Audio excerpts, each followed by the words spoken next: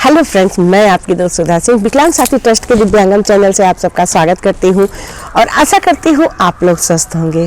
तो फ्रेंड्स, आप लोगों को मेरी कहानी पसंद आई ना? आप लोग काफ़ी इमोशनल हो गए। मुझे आपके कमेंट से पता चला, और इमोशनल हो भी क्यों ना, जब हमारे अपने दूर चले जाते हैं तो उनके बारे में कोई भी बात होती है तो हमें याद आ ही जाती है। और फ्रेंड्स, सुख और दुख तो ज़िंदगी का एक पार्ट ऑफ लाइफ है, और इसी के साथ साथ मैं अपनी कहानी आप लोगों को सुनाऊंगी, और इसी के साथ साथ अपनी खुशी मैं आप लोगों से साझा करना चाहती हूँ, शेयर करना चाहती हूँ। कल मुझे झांसी में नीरज स्मृति काव्य महोत्सव में उत्तर प्रदेश महिला रत्न सम्मान से नवाजा गया, और मुझे बहुत अच्छा लगा। और ये सब आप सबके प्यार का नतीजा है। आप सब लोग मुझे इतना प्यार देते हो, मेरी कहानियों कविताओं को इतना पसंद करते हो कि मेरे अंदर लिखने की एक नई ऊर्जा आ जाती है। जब भी मैं कुछ लिखने बैठती हूँ तो आप लोगों का प्यार मुझे कुछ अच्छा लिखने के लिए प्रेरित करता है। फ्रेंड्स, मेरी लाइफ में कोई खुशी हो और मैं आप लोगों से ना शेयर करूँ, ये तो नहीं हो सकता है।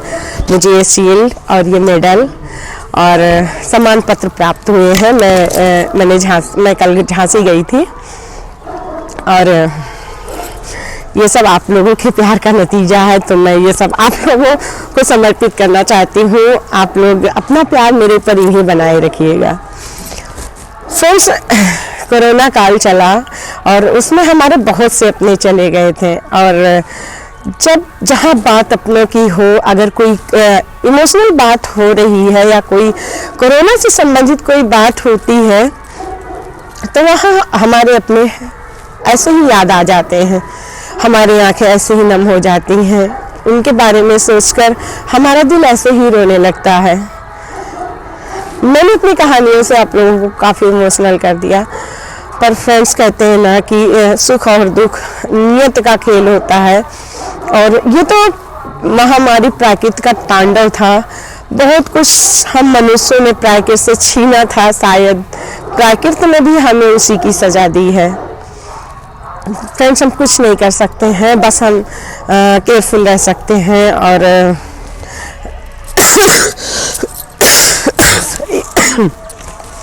तो फ्रेंड्स, मैं आगे की कहानी आपको सुनाती हूँ।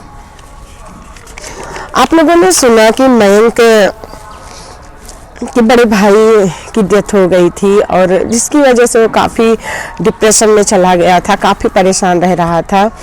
और इसी बीच उसके ऑफिस से भी बहुत लोग कोरोना की वजह से मर रहे थे। सनसन लाशों से भरा हुआ था, ऑक्सीजन नहीं मिल रहे थे, हॉस्पिटल में बेड नहीं मिल रहे थे, लोग घर में ही क्वारंटाइन हो रहे थे। यहाँ तक तो ठीक था कि लोगों को वो व्यवस्था, सरकार हर व्यवस्था दे रही थी। मेडिकल टीम हर घर में जाकर दवाएं कैसे लेना है, सब कुछ क्या करना है, सब कुछ देख रही थी। पर फ्रेंड्स, उसी बीच एक दिक्कत ऑक्सीजन की जो हुई थी, वो बहुत बड़ी दिक्कत हुई थी। हमारे अपने जो ऑक्सीजन की कमी से जिनको दिक्कत हो रही थी, जिनको प्रॉब्लम हो रही थी, ऑक्सीजन अवेलेबल नहीं थी, और जिसकी वजह से हमारे अपने दूर जा रहे थे। फ्रेंड्स, उस टाइम पे मैं काफ़ी परेशान था, और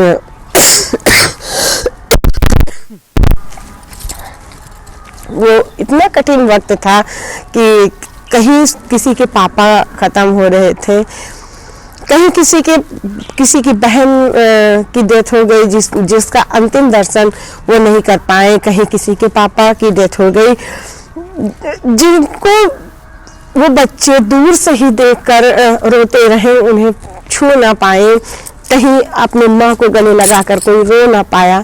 ये इस तरह की स्थिति हमारे भारतवर्ष में बनी हुई थी। मैं जब ये सारी बातें सुनता तो उसे बहुत दुख होता, बहुत दर्द होता, और वो सोचता कि अगर उसके घर में कुछ ऐसा हो गया तो वो कैसे क्या करेगा। लेकिन साक्षी उसे हमेशा उसे समझाती कि ऐसा कुछ नहीं होगा, बस आप केयरफुल रहिएगा, कोई दिक्कत नहीं होगी। मयंक रोज ऑफिस जाता। एक दिन वो ऑफिस से आने के बाद उसे हल्का सा उसके शरीर में दर्द फील हुआ, उसे हल्का सा उसे लग रहा था कि उसे फीवर हुआ है, तो वो थोड़ा सा परेशान था। उसने साक्षी से बताया कि आज मैं जब वो ऑफिस से आया, उसने कहा कि आज विशु को मेरे पास मत आने देना, पता नहीं क्यों मुझे आज दर्द फील हो रहा शरीर में, शायद आज ऑफिस में ज़्यादा वर्क था, इस वजह से मुझे ऐसी दिक्कत हो रही है, लेकिन फिर भी विशु को मेरे पास मत आने देना। साक्षी उसे सब कुछ देती है बना के, उसे काढ़ा बना के देती है, उसे भाप लेने के लिए कहती है। मयंक सब कुछ करता है और एक अलग रूम में जाकर सो जाता है। विशु उस दिन अपने पापा के लिए बहुत परेशान होता है। वो अपनी मम्मा से कहता है बार बार कि मम्मा पापा क्यों आज मेरे पास नहीं आ रहे हैं, क्यों अलग रूम में लेटे हैं, क्या पापा गुस्सा है, मैंने कोई गलती नहीं की, फिर पापा गुस्सा है, क्यों मेरे पास पापा नहीं आ रहे हैं। साक्षी उसे समझाती कि नहीं बेटा, पापा ने फाइट किया है राक्षस से, तो थक गए हैं, इस वजह से वो अलग रूम में जाके लेटे हैं। साक्षी विशु को किसी तरह सुलाती है, विशु सो जाता है और सोने के बाद रात में मयंक को ज़्यादा दर्द फील होता है, उसकी तबीयत ज़्यादा, उसे लगता है कि उसकी तबीयत ज़्यादा ख़राब है और उसे हल्का सा बुखार फील होता है। वो रात में साक्षी के पास आता है रूम में, साक्षी को आवाज़ देता है और कहता है कि साक्षी मुझे थर्मामीटर देना, पता नहीं क्यों मुझे हल्का सा फीवर लग रहा है। साक्षी घबरा जाती है, वो थर्मामीटर निकाल के देती है और जहाँ पर मयंक अपना बुखार चेक करता है तो उसे 101 डिग्री बुखार रहता है। साक्षी घबरा जाती है, पर उसे मयंक समझाता है कि परेशान मत हो, वर्क ज़्यादा पड़ रहा है इस समय ऑफिस में, शायद इस वजह से मुझे बुखार आ गया, तुम परेशान मत हो, और तुम्हें ज़्यादा डर लग रहा है तो तुम डॉक्टर को फ़ोन कर दो हेल्पलाइन नंबर पर, वो लोग आकर खुद चेक कर जाएंगे। साक्षी मयंक का बुखार उतारने की लगातार प्रयास करती है, उसे पट्टी रखने के लिए देती है। मयंक अपने हाथ अपने सर पे पट्टी रखता है, पर उसका बुखार कम होने का नाम ही नहीं ले रहा था। सुबह साक्षी ने हेल्पलाइन पे फ़ोन किया, जहाँ पर एक मेडिकल टीम आई और सबका आरटीपीसी हुआ। सब लोग थोड़ा सा, फिर भी दिन में मयंक का बुखार नहीं उतर रहा था, उसे मेडिकल टीम ने दवाएं दी, मेडिकल किट दिया, पर उसका बुखार उतरने का नाम ही नहीं ले रहा था। साक्षी लगातार उसे जो उसके रिलेटिव्स या जो दोस्त उसके बता रहे थे कि आप ये चीज़ खाइए, इससे बुखार सही हो जाएगा, साक्षी वो हर प्रयास कर रही थी, सब कुछ बना के मयंक को दे रही थी। दूसरे दिन आरटीपीसी का रिपोर्ट आई, मयंक कोरोना पॉजिटिव निकला, साक्षी की रिपोर्ट नेगेटिव आई। मयंक को मेडिकल टीम ने घर पर ही क्वारंटाइन रहने के लिए कहा। मयंक पूरी तरह से एहतियात बरत रहा था, साक्षी उसका पूरा ध्यान रख रही थी, पर इसी बीच मयंक को एक दिन फील हुआ कि उसे सांस लेने में दिक्कत हो रही है। उसने ये बात साक्षी से बताई। साक्षी घबरा गई, उसने अपने भाई को फ़ोन किया, अपने जो आसपास उसके दोस्त थे उनको फ़ोन किया कि मयंक को ये दिक्कत हो रही है और मुझे लग रहा है मयंक को मुझे हॉस्पिटल ले जाना पड़ेगा। उसके आसपास सॉरी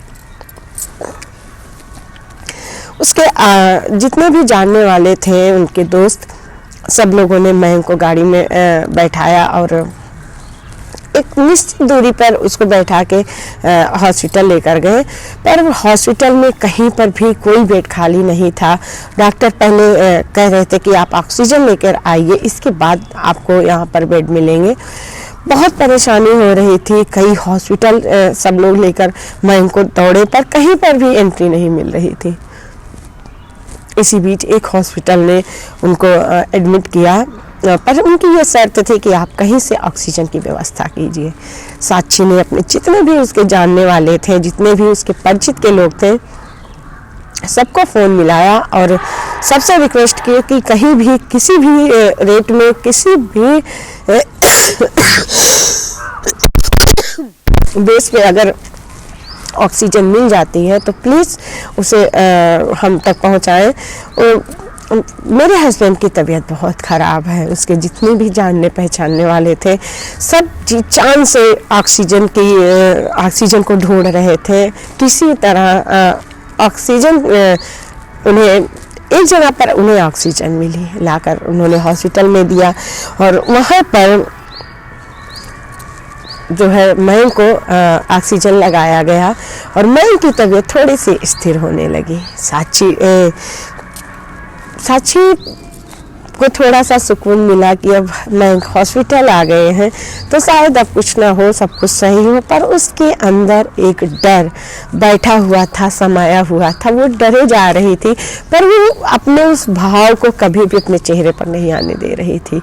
वो मयंक के सामने बहुत ब्रेव बनकर खड़ी हुई थी। वो मयंक को चेतावनी देती कि कुछ नहीं होगा। जब मयंक एक रूम में था और साक्षी बाहर से उसे देखती और देखकर वो बाहर बेंच पर बैठी रहती। मयंक के मम्मी पापा को पता चला कि मयंक की तबीयत खराब है, उसे कोरोना हो गया है, साक्षी हॉस्पिटल में रह रही है। तो वो लोग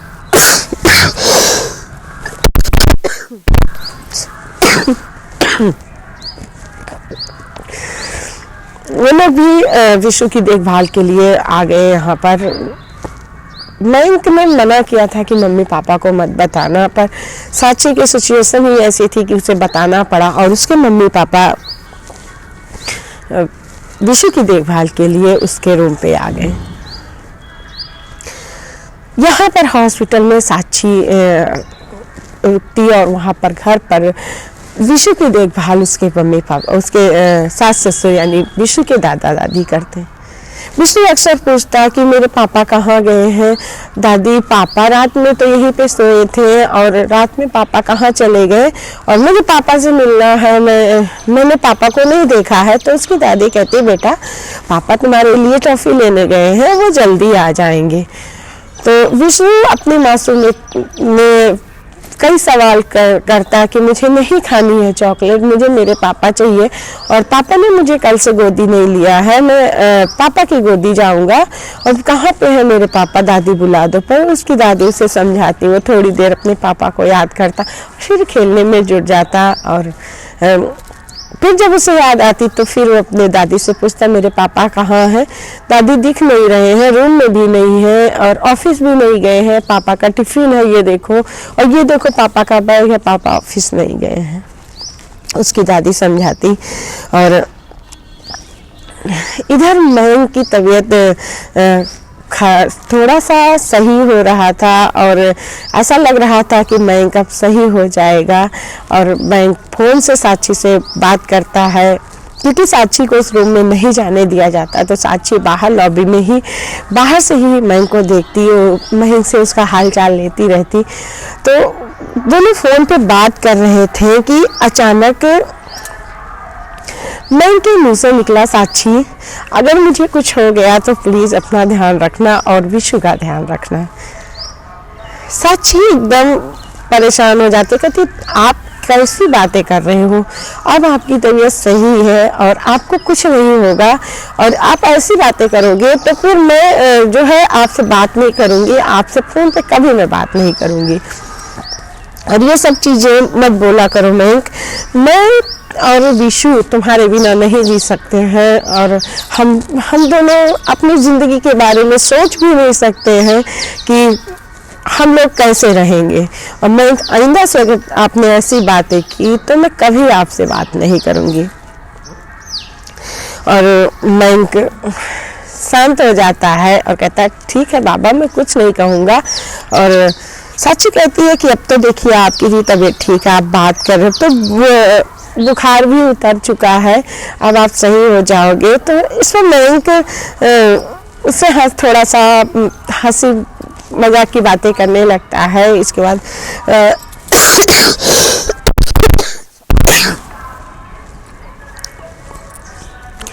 मयंक फ़ोन रख देता है पर साक्षी का दिल अंदर ही अंदर तड़प रहा होता है, उसे मयंक की इस बात ने पूरी तरह से झकझोर के रख दिया था।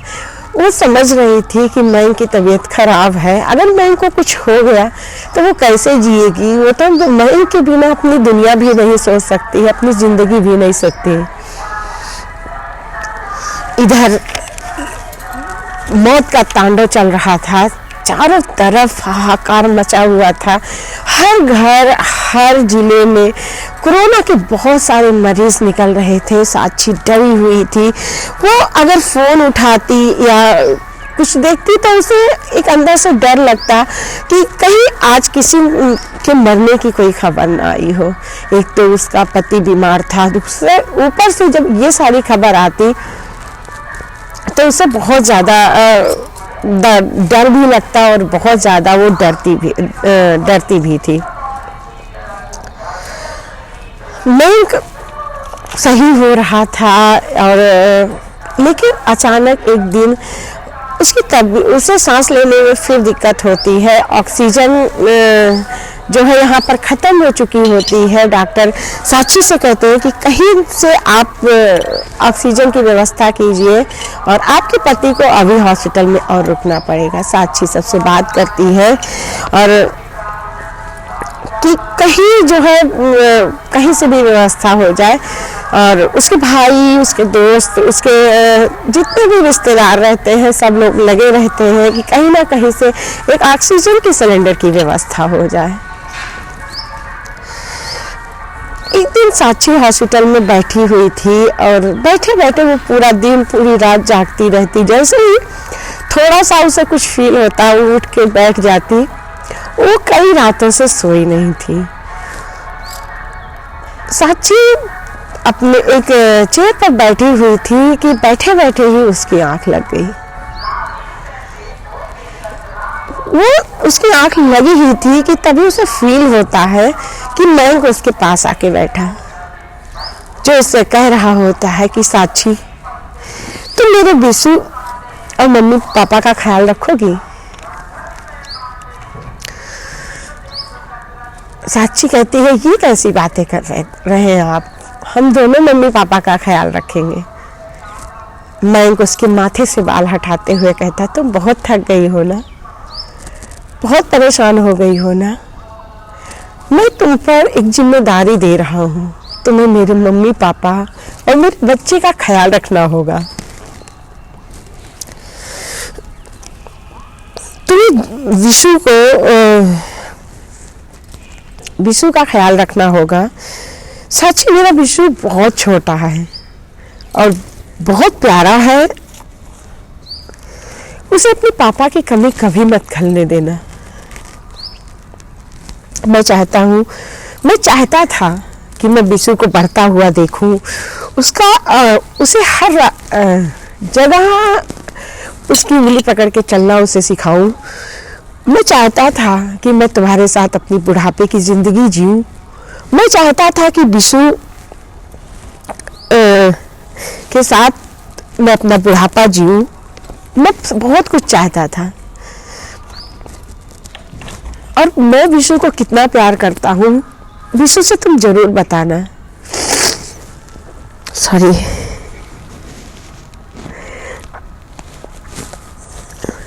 और इससे कहना कि बेटा तुम्हारे पापा तुम्हें छोड़ के कहीं नहीं गए हैं, वो तुम्हारे पास ही हैं। वो तुम्हारे लिए ढेर सारे खिलौने और ढेर सारा आशीर्वाद लेकर आएंगे। मेरे विशु का बहुत ख्याल रखना। मैं नहीं जाना चाहता हूँ, मैं अपने विशु के पास रहना चाहता हूँ, मैं तुम्हारे पास रहना चाहता हूँ। Sorry sorry sorry. मैं तुम्हारे पास रहना चाहता हूँ, तुम्हारे साथ अपनी जिंदगी जीना चाहता हूँ, पर नहीं रह पाऊंगा। मैं तुम्हारे साथ अपनी ये जिंदगी नहीं जी पाऊंगा। मैं अपने विशु को बढ़ता हुआ नहीं देख पाऊंगा। तुम मेरे विशु का और मेरे मम्मी पापा का ख्याल रखना। आज से तुम मेरे मम्मी पापा की बहू भी हो और उनकी बेटी भी हो। जो जिम्मेदारी मुझे निभानी चाहिए थी वो जिम्मेदारी मैं तुम्हें देके जा रहा हूँ। तुम मेरी अर्धांगिनी हो और मैं जानता हूँ कि तुम अपना हर फर्ज निभाओगी। साक्षी उसे देखती रहती है, उसकी आंखें भर आती हैं। वो मैंग से एक सवाल पूछती, मैंग ये सब क्या है और आप कहाँ जा रहे हो जो मेरे ऊपर इतनी सारी जिम्मेदारी दे रहे हो? मैं नहीं निभा पाऊंगी। मैं आपके साथ कदम से कदम मिलाकर चल सकती हूँ, लेकिन मैं ये सारी जिम्मेदारी नहीं निभा सकती। कल मेरा विष्णु पूछेगा कि मेरे पापा कहाँ गए हैं, तो मैं उसे क्या जवाब दूंगी?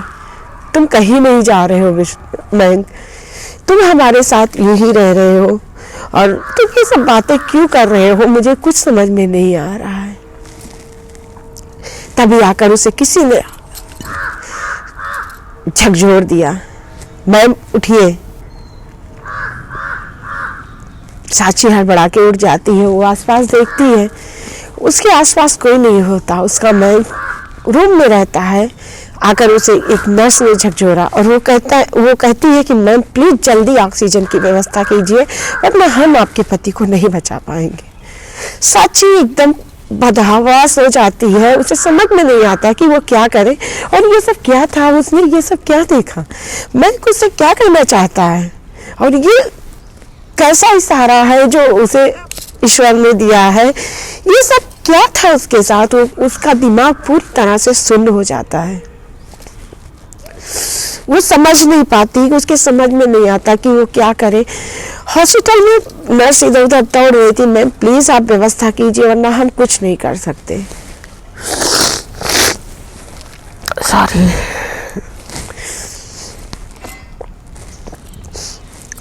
साक्षी को समझ में नहीं आता कि वो क्या करे। उसने अपने भाई को फोन मिलाया और भाई से उसने कहा कि आप ऑक्सीजन की व्यवस्था कीजिए भैया, और बहुत दिक्कत हो गई है यहाँ पर। उसके भाई उसे आश्वासन देते हैं कि साक्षी तुम परेशान मत हो, मैं जल्दी से हॉस्पिटल आ रहा हूँ और मैंने अपने दोस्तों से कह दिया है, कहीं ना कहीं से व्यवस्था हो जाएगी। जिस भी रेट में हमें ऑक्सीजन मिलेगी हम हर उस रेट से ऑक्सीजन लेंगे और हमारी बातें हो चुकी हैं और तुम परेशान हो, मैं जल्दी आता हूँ। साक्षी का भाई जल्दी से हॉस्पिटल की तरफ भागता है और यहाँ पर मैं उनके मम्मी पापा का दिल पता नहीं क्यों उनके अंदर एक उलझन सी होती है। उन्हें लगता है कि उनके अंदर से कुछ टूट सा रहा है। उसकी मम्मी हॉस्पिटल साक्षी को फोन करती हैं कि बेटा मैंग कैसा है, पता नहीं क्यों मुझे बहुत उलझन हो रही है, कुछ अनहोनी होने की आशंका सी हो रही है, मेरा बेटा कैसा है। साक्षी अपने जज्बात पे किसी तरह काबू पाती है और कहती है कि मम्मी जी कुछ नहीं हुआ है, सॉरी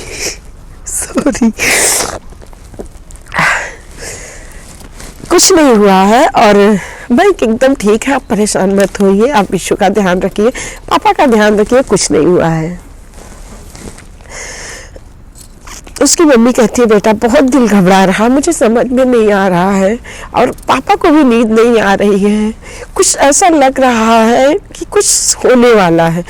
साक्षी किसी तरह उनको शांत करती, कहती मम्मी आप शांत रहिए, यहाँ पर हॉस्पिटल में थोड़ी सी मुझे डॉक्टर बुला रहे हैं, मैं जरा देख के आती हूँ कि क्या हुआ है। वो फोन रख देती है और तभी डॉक्टर आकर साक्षी के सामने बोलते हैं कि सॉरी हम लोग आपके हस्बैंड को नहीं बचा पाए। साक्षी के ऊपर दुखों का पहाड़ टूट पड़ता है। वो बहुत परेशान हो जाती है, उसे समझ में नहीं आता कि वो क्या करे, ऐसा क्या करे। उसमें एकदम सुन्न हो जाती है और सुन्न होकर चेयर पे बैठ जाती है। वो चेयर पे बैठ जाती है कि तभी उसका भाई आकर उसे थाम लेता है, बेहोश होते होते बसती है। उसका भाई उसे अपने बाहों में थाम लेता है और यहाँ पर डॉक्टर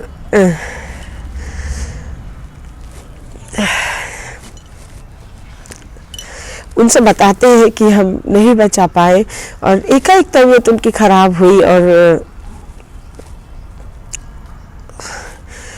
मैंग की डेथ हो गई। साक्षी का भाई अपनी बहन को लिए था। साची बेतहासा रोए जा रही थी और मयंक के जाने के बाद साची ने अपने सास ससुर को उसके बताने की हिम्मत ही नहीं हुई। किसी तरह साची के भाई ने घर पे फ़ोन किया कि मम्मी पापा जीजू नहीं रहे। मयंक के मम्मी पापा पर तो जैसे दुखों का पहाड़ टूट पड़ा। पूरे घर में हाहाकार मच गया, पर मुझसे जो छोटा सा बच्चा था उसे समझ में नहीं आ रहा था कि ये सब क्या हो रहा है घर में। दादा दादी क्यों रो रहे हैं? वो दादी को चुप कराता, दादा को चुप कराता, मत रोइए, पापा गुस्सा करेंगे, मत रोइए, और पापा आएंगे तो मैं बता दूंगा आप लोगों ने लड़ाई किया है, इस वजह से आप लोग रो रहे हैं। उसकी दादी उसे गले लगाकर रोती रहती है। और इधर डॉक्टर ने मयंक की बॉडी को पोस्टमार्टम करके पॉलीथीन में लपेट के उसे घर न ले जाने के लिए कहा। और जहाँ से मयंक के मम्मी पापा अपने बेटे का अंतिम दर्शन भी ना कर पाए, साची भी अपने मयंक को देखकर दूर से ही रोती रही। वो अपने मयंक को एक बार छू भी ना पाई। उसका ये दर्द कहीं ना कहीं उसे कचोट रहा था कि वो लास्ट बार भी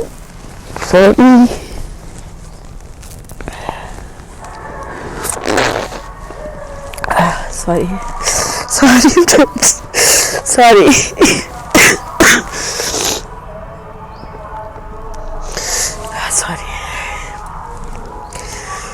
मैं बाद में सुनाऊंगी। तो फ्रेंड्स, यहाँ पर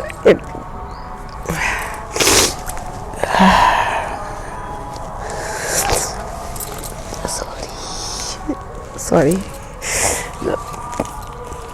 आप लोगों ने सुना कि किस तरह मयंक के साथ क्या क्या हुआ। और फ्रेंड्स, मुझसे नहीं होगा, सॉरी, मुझसे नहीं होगा। मैं पता नहीं कैसे भाग 3 सुना पाऊंगी, मुझसे पता नहीं हो पाएगा कि नहीं। बहुत दर्दनाक है, सॉरी। पता है, जब किसी के परिवार में सारी चीजें होती है ना तो बहुत बहुत बुरा लगता है, बहुत दर्द होता है। और कोरोना में तो बहुत कुछ ऐसा हुआ है जिसकी वजह से बहुत सी फैमिली बिखर गई है। बहुत से छोटे छोटे बच्चे जिन्हें पता भी नहीं है महामारी क्या है, कि उनके पापा उनसे दूर चले गए और क्यों ये सब चीजें हुई। सॉरी, कोरोना ने बहुत कुछ हम लोगों से छीन लिया है, बहुत कुछ हम लोगों से दूर कर दिया है। हमारे अपने जो भी बहुत मारे गए हैं, जिनकी जिंदगी अभी शुरू हुई थी, जो अपने फ्यूचर के बारे में प्लान कर रहे थे, जो अपने बच्चों के फ्यूचर के बारे में प्लान कर रहे थे कि उन्हें ये चीजें करना है, इस कोरोना ने सबको अपने काल गर्त में ले लिया। ये साल हमें हमेशा याद रहेगा। जब तक हम लोग जिंदा है तब तक हम ये साल नहीं भूल पाएंगे। ये साल बहुत भयानक रहा है और मैंने बहुत मुश्किल से कहानी लिखी है। मैं ये कहानी लिखते लिखते रो रही थी और मुझसे पता नहीं मैं सुना पाऊंगी कि नहीं सुना पाऊंगी। भाग 3 बहुत इमोशनल, सॉरी भाग 2 रहा। कोशिश करूंगी कि भाग 3 इतना इमोशनल ना हो, आप लोगों का प्यार ही बना रहे। और अगर मैंने आप लोगों को रुला दिया तो सॉरी उसके लिए। और मैं फिर मिलती हूँ आप लोगों से सैटरडे में। तब तक के लिए मैं आप लोगों से विदा लेती हूँ। बाय।